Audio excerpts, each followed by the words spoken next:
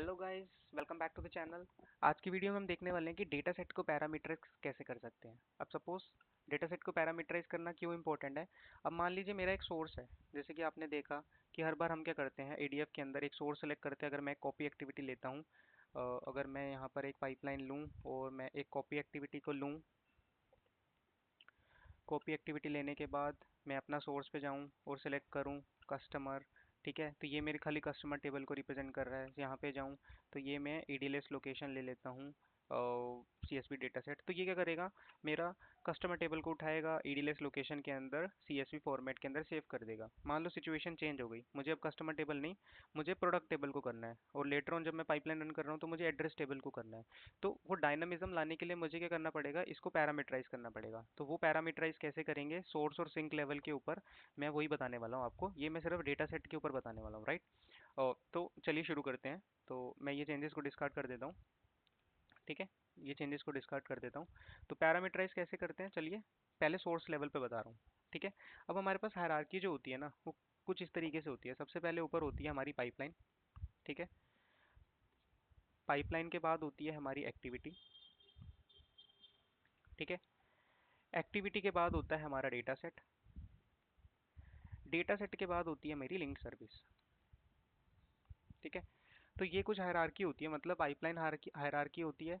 जो पैरामीटराइजेशन है वो मैं आपको खाली अभी डेटा सेट लेवल के ऊपर बता रहा हूँ। ठीक है, हम लोग पाइपलाइन को पैरामीटराइज कर सकते हैं, डेटा सेट को पैरामीटराइज कर सकते हैं, लिंक सर्विस को पैरामीटराइज कर सकते हैं। एक एक्टिविटी को हम लोग पैरामीटराइज नहीं कर सकते, मतलब ये इसको कर सकते हैं, ये हमारा होता है। ठीक है, जिसको बेसिकली ग्लोबल पैरामीटर्स भी बोलते हैं, जो पाइपलाइन पाइपलाइन प्रॉपर्टीज होती हैं जो कि ग्लोबल लेवल पर होती है। ठीक है, अभी मैं खाली डेटा सेट लेवल के ऊपर करता हूँ। जो डेटा सेट की आप जो भी पैरामीटराइज करेंगे, वो मैं आपको स्टेप बाय स्टेप बताऊंगा कि कैसे करनी है, राइट। तो सबसे पहले हो गया हमारा पाइपलाइन। पाइपलाइन के अंदर होगी हमारी एक्टिविटी। एक्टिविटी के अंदर मतलब अगर यहाँ पर भी समझिए आप, अब मान लीजिए मैं ये वाली है। ठीक है, इसमें क्या है, सबसे पहले क्या है मेरी, ये मेरी एक पाइपलाइन है। पाइपलाइन मतलब जो भी मेरा बाहर वाइट स्पेस दिख रहा है वो मेरा पाइपलाइन है। ये मेरी क्या हो गई, एक्टिविटी। एक्टिविटी के अंदर क्या है मेरा डेटा सेट। डेटा सेट किसको लिंक्ड कर रहा है, अगर मैं डेटा सेट को ओपन करूं तो डेटा सेट मेरा कनेक्टेड है किससे, लिंक्ड सर्विस से। तो यही हायरार्की मैंने आपको यहाँ बताई है।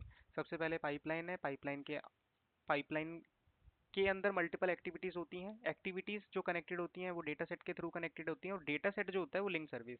इसके बाद ये फर्दर ये भी जो होता है हमारा integration run time. Integration run time जो कि बहुत इंपॉर्टेंट होता है, इंटीग्रेशन आईआर, तो वो भी होता है। ठीक है, तो चलिए वीडियो में शुरू करते हैं। मैं ये हटा देता हूँ कि कैसे पैरामीटराइज करते हैं। तो सबसे पहले मैं सोर्स लेवल का बता रहा हूँ, राइट। तो सोर्स मान लीजिए मेरा सोर्स जो है वो SQL डीबी है, एज्योर SQL डेटाबेस है, राइट। तो एज्योर SQL डीबी को सेलेक्ट किया और इसको लिख देते हैं YouTube SQL dB underscore data set. ठीक है, मैं खाली डेटा अभी खाली मैं डेटा सेट का बता रहा हूँ, लिंक सर्विस का नहीं बता रहा हूँ मैं, राइट। तो मैं इसको एज इट इज सेलेक्ट कर लेता हूँ, राइट। टेबल नेम मैं यहाँ पे पास नहीं कर रहा हूँ क्योंकि टेबल नेम को ही मुझे पैरामीटराइज करना है। ठीक है, बेसिकली मैं स्कीमा नेम और टेबल नेम दोनों जो है मैनुअली डालना चाहता हूँ, तो मैं इसको सिंपली ओके कर दिया। जब अब इसको ओके करेंगे तो यहाँ पर अगर मैं अभी देखता हूँ तो मेरा कुछ भी पैरामीटर्स नहीं आ रहे हैं। अगर मैं एंटर मैनुअली भी करूँ तो ये मेरे से दो चीज़ें पूछ रहा है, एक मेरा ये पूछ रहा है, एक ये पूछ रहा है, राइट। तो जो कि मेरे पास नहीं है। मैं अगर ऐड डायनेमिक कंटेंट जाऊँ तो यहाँ पे मुझे पैरामीटर्स नहीं दिखेंगे। अगर मुझे ये चाहिए तो मेरे को सिंपली पैरामीटर्स पे जाना पड़ेगा, और यहाँ पे मैं दे देता हूँ स्कीमा नेम पैरामीटर। ठीक है, एक ये हो गया, एक हो गया टेबल नेम।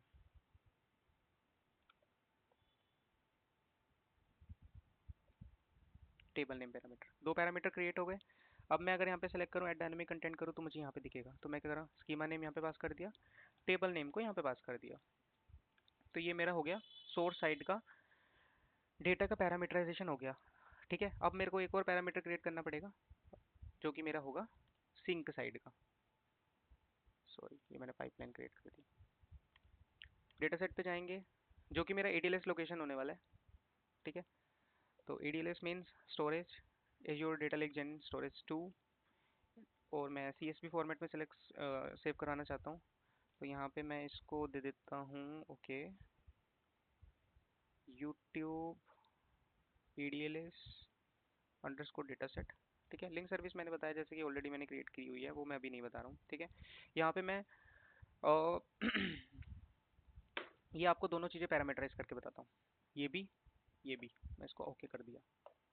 ठीक है, जैसे ही आप सिंक साइड का क्रिएट करेंगे तो डेटा सेट की जो प्रॉपर्टीज होंगी वो सारी ओपन हो गई हैं यहाँ पे। ठीक है, डेटा सेट की प्रॉपर्टीज ओपन हो गई। यहाँ पर अगर मैं ऐड डायनामिक कंटेंट करूँ, मुझे कोई पैरामीटर्स नहीं दिख रहे, मैं सिंपली पैरामीटर्स पे जाऊँगा, न्यू पे क्लिक करूँगा। तो पहले मैं दे देता हूँ, देख लेते हैं, यहीं से नाम दे देते हैं फाइल सिस्टम नेम। ठीक है, तो ये दे देते हैं फाइल सिस्टम, फाइल सिस्टम परम। बेसिकली फाइल सिस्टम परम क्या है? फाइल सिस्टम परम है जैसे कि मेरा एडीएलएस लोकेशन के कंटेनर के अंदर ये रो का फोल्डर है, जो आपका मेन फोल्डर होगा कि किस फोल्डर के अंदर आप सेव करवाना चाहते हैं, ये इसको इसको डिपिक्ट कर रहा है फाइल सिस्टम। ठीक है, तो इसको ध्यान रखना पड़ेगा, RAW स्मॉल में है। ठीक है, एक तो ये पैरामीटर कर दिया। दूसरा है मुझे फाइल के नेम को पैरामीटराइज करना है। ठीक है, तो सिंपली यहाँ पे जाता हूँ सिम, और यहाँ पे फाइल सिस्टम की जगह पे फाइल नेम परम कर दिया। ठीक है, कनेक्शंस पे जाता हूँ, यहाँ पे जाता हूँ add dynamic content, file system name परम, ये ओके कर दिया। फाइल नेम, इसको फाइल नेम। ठीक है, अब मेरा सोर्स साइड का डेटा सेट प्रिपेयर हो गया है, सिंक साइड का डेटा सेट प्रिपेयर हो गया। अब मेरे को क्या सिंपली क्या करना है, मैं पाइपलाइन पे जाता हूँ, मैं कॉपी एक्टिविटी करके आपको इस रो फोल्डर के अंदर डेटा को कॉपी करके दिखाता हूँ। और कॉपी करते वक्त क्या एक यहाँ पे प्लस पॉइंट दिखेगा। प्रीवियसली हम क्या कर रहे थे, सिंपली यहाँ से जैसे ही कस्टमर डेटा सेट सेलेक्ट करते थे, डेटा को प्रीव्यू कर रहे थे मतलब प्रीव्यू करते हैं, और फिर हम सिंक साइड पे जाके डिलीट सेलेक्ट करते हैं, वो दैट्स इट। हम यहाँ पे कुछ भी डायनेमिकली पास नहीं कर रहे हैं। अभी मैं क्या करता हूँ, जो मैंने एक लेटेस्ट बनाया, मैं क्या करता हूँ, ये बनाया था मेरा YouTube SQL DB data set. अब जैसे ही मैं यहाँ पे क्लिक करूंगा, ये मेरे से दो चीज़ें मांगेगा, एक स्कीमा, जो मैंने दो पैरामीटर बनाया था, एक स्कीमा का नेम बनाया था, स्कीमा नेम का पैरामीटर बनाया था, एक टेबल नेम का पैरामीटर बनाया था। ठीक है, तो यहाँ पे मैं क्या करता हूँ, सेल्स LT, जो कि मेरे स्कीमा का नाम है। ठीक है, टेबल नेम क्या है, टेबल नेम मैं बोल देता हूँ कस्टमर है मेरा। ठीक है, तो ये मैंने सेट कर दिया। सिंक साइड पे जाता हूँ, सिंक साइड का भी मैंने बनाया है ये वाला यूट्यूब ADLS डेटा सेट। अब यहाँ से मेरे से दो चीज़ें मांगेगा। सबसे पहले फाइल सिस्टम परम, यहाँ पे मैंने क्या डाल दिया, रो, क्योंकि मेरा ये फोल्डर है कंटेनर के अंदर, वो रो है। ठीक है, और यहाँ पे मैंने दे दिया, इसको नाम दे देता हूँ यूट्यूब कस्टमर टेबल। ठीक है, वी आर डन। यहाँ पे हमारा सब सॉर्टेड है, यहाँ पे हमारा सब सॉर्टेड है। मैं इसको डिबग करता हूँ अभी देखिए रो फोल्डर के अंदर कुछ भी मेरा अवेलेबल नहीं है। ठीक है, एक बार पाइपलाइन को रन होने देते हैं।